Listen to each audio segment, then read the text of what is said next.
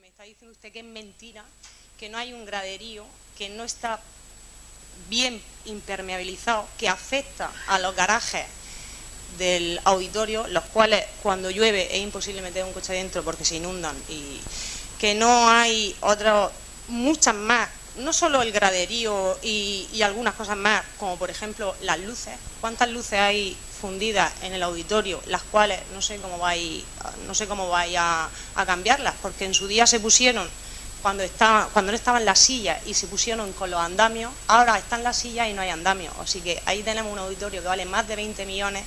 que no teníamos derecho a que nos impermeabilizaran en el graderío, que vamos a pagar 600.000 euros más por algo que ya la empresa debería haber hecho en su sitio, porque vamos, una obra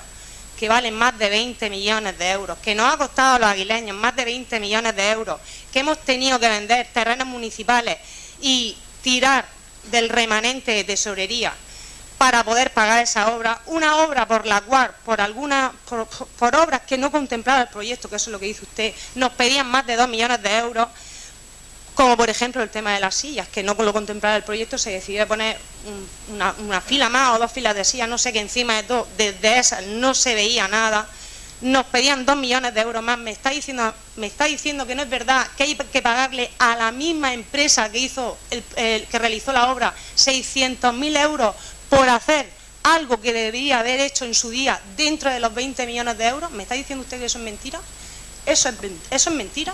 Eso es verdad. ¿Verdad que le vamos a pagar a la misma constructora que realizó el proyecto por un valor de más de 20 millones de euros? Le vamos a volver a pagar 600.000 euros